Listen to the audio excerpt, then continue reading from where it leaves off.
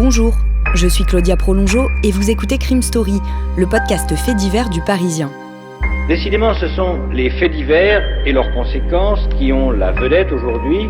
Des restes humains ont été retrouvés sur la propriété. Le préfet de la région Corse a été assassiné de plusieurs balles dans la tête ce soir. Un couple et ses 4 enfants ont donc disparu. L'enquête s'oriente aujourd'hui vers un geste criminel.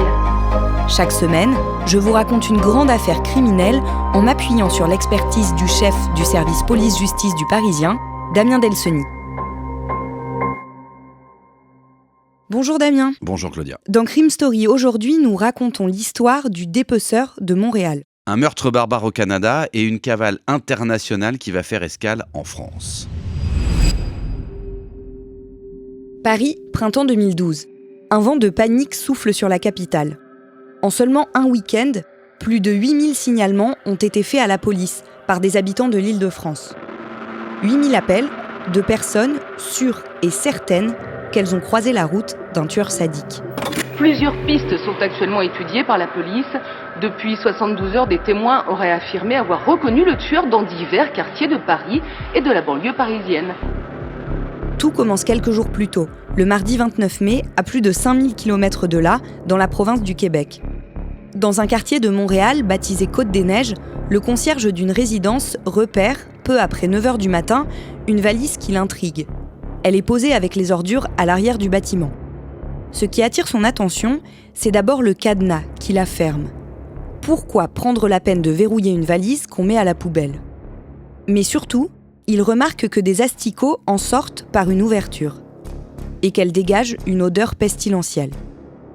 Le concierge pense d'abord que quelqu'un dont l'animal de compagnie est mort a voulu se débarrasser du corps. Il décide de l'ouvrir. Il tombe alors sur le torse d'un homme en état de décomposition avancée. Il appelle immédiatement la police. Les enquêteurs qui arrivent sur place examinent le cadavre. C'est celui d'un homme blanc dont les bras, la tête et les jambes ont été sectionnés. Son abdomen présente plusieurs perforations.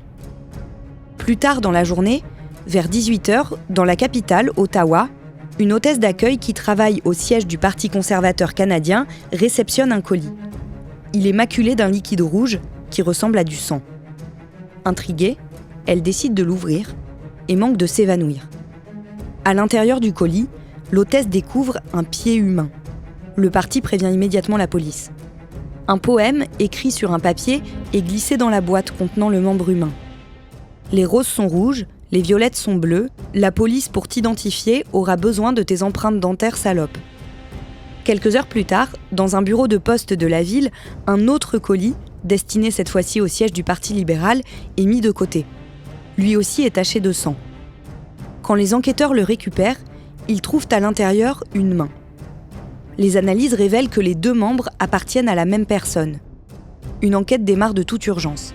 Il faut retrouver au plus vite l'expéditeur de ces colis et identifier la victime, qui peut-être est encore en vie.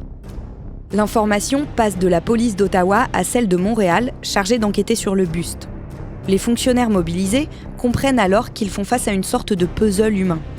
Le pied, la main et le tronc sont tous les trois ceux d'un même homme qui a été tué et découpé en morceaux.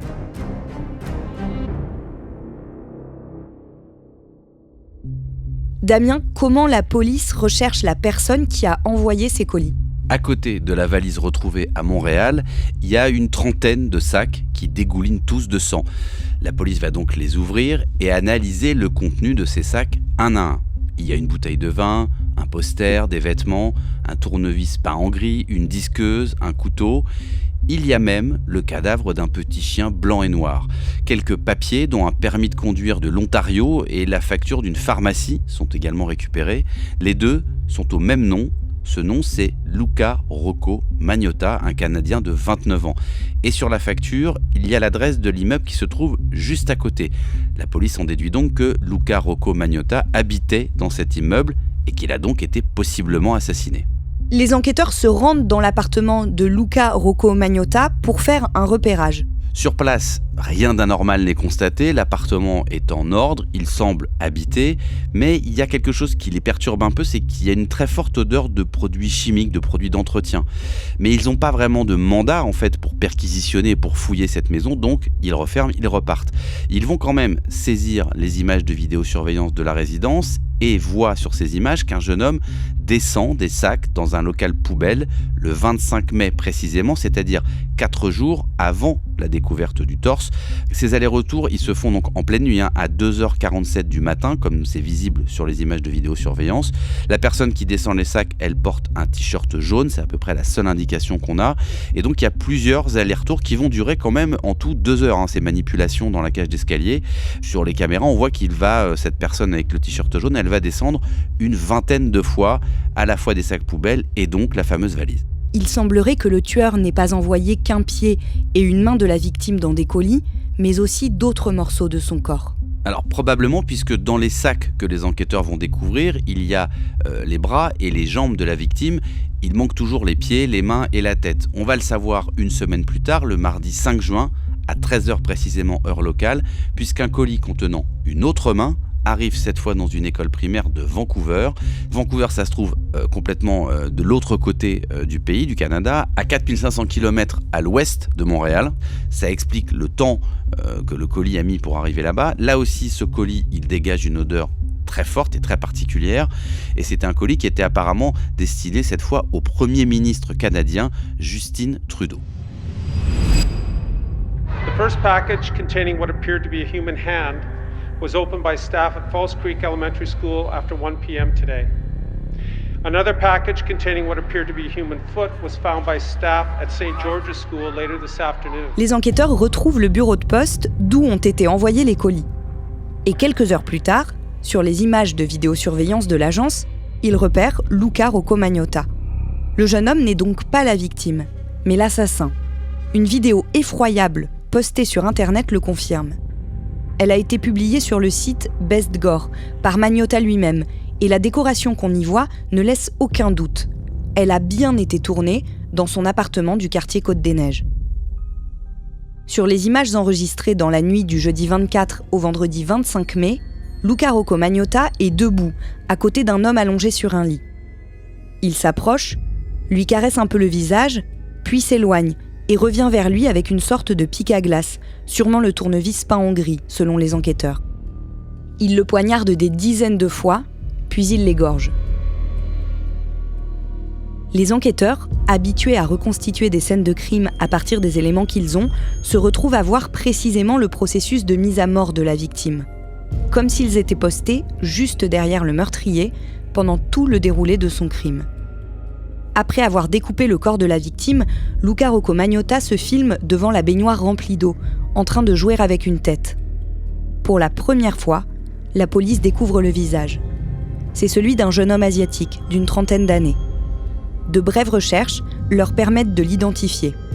Junlin, 33 ans, est un Chinois venu faire ses études en informatique dans une université anglophone de Montréal. Sa disparition a été déclarée quelques jours plus tôt par un de ses amis qui s'inquiétait de ne plus avoir de nouvelles. Les enquêteurs se rendent à nouveau dans l'appartement de Luca Rocco Magnotta. Cette fois-ci en utilisant du luminol, un produit qui permet de révéler d'éventuelles traces de sang nettoyées. Et il y en a partout. Sur le lit, sur le sol, sur les murs. On voit même de manière très claire que le cadavre de Junlin a été traîné par terre, depuis le lit jusqu'à la porte. Damien, les enquêteurs obtiennent la confirmation que Luca Rocco Magnotta et Junlin étaient bien ensemble quelques heures avant le meurtre et que Junlin n'a pas été amené de force dans l'appartement. Oui, ça ils le savent grâce aux images de vidéosurveillance de l'immeuble où a eu lieu le massacre. Ces images, elles avaient déjà été utilisées pour le déplacement des sacs dans le hall.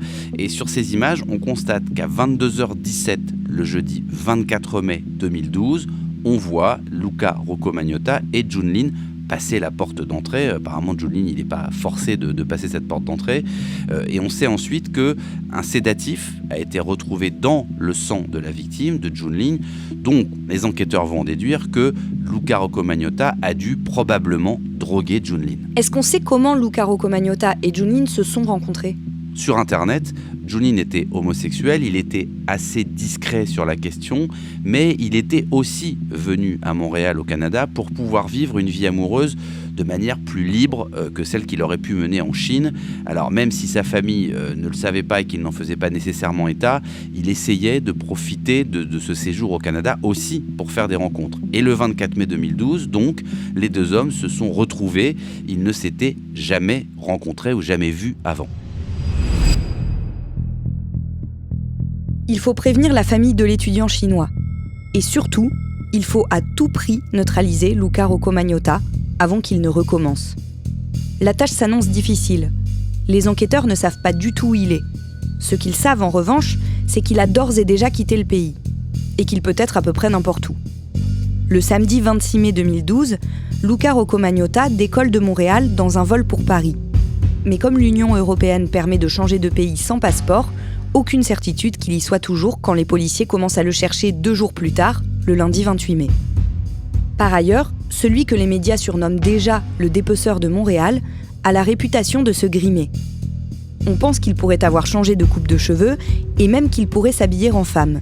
C'est très fin et son allure androgyne lui permettrait probablement de ne pas être repéré.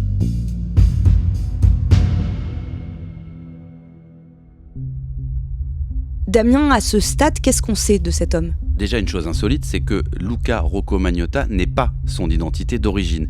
Il est né sous le nom d'Eric Clinton Kirk Newman en 1982 et il a changé officiellement son nom en 2006. Alors, ce qu'on sait de lui, c'est qu'il est très actif sur les réseaux et sur Internet. Il a d'ailleurs fait publicité d'une relation qu'il aurait eue comme amant de Karla Homolka. Alors, Karla Homolka, on ne la connaît pas en France, mais c'est une criminelle qui est extrêmement connue au Canada puisqu'elle a été l'épouse et la complice d'un tueur en série qui s'appelait Paul Bernardo et les deux étaient surnommés les Barbie et Ken du meurtre. Tout ça donne un profil assez louche de Luca Rocco-Magnotta avec une trajectoire peu habituelle et puis quand même un peu floue avec quelques zones d'ombre. On sait aussi qu'il a été acteur dans des films pornographiques, qu'il a aussi été escort boy.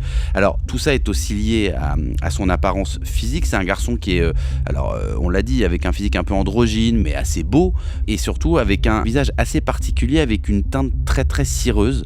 Alors il est beau, il a fait du mannequinat, il a fait beaucoup de casting, et son rêve ultime à lui, c'était de faire de la télé-réalité. Good, how are you? D'ailleurs, il a passé un casting pour participer à une émission, et il reste des archives. Hi, my name is Luca. My last name, M-A-G-N-O-T-T-A. Alors il dit qu'il travaille cette voix un peu caverneuse, un peu grave. I have a very deep voice. A lot of people tell me that actually. How do I get my voice so deep? Practice makes perfect, right? Il est assez content d'ailleurs aussi qu'on le trouve beau parce qu'il est assez fier de ça et assez fier de lui. Lui, son rêve, c'est vraiment de devenir une star, qu'on parle de lui, et pour ça, il est prêt à tout. Surtout, on sait que Luca Rocco-Magnotta n'est pas inconnu des services de police. C'est pire que ça, parce qu'il avait même annoncé ses crimes.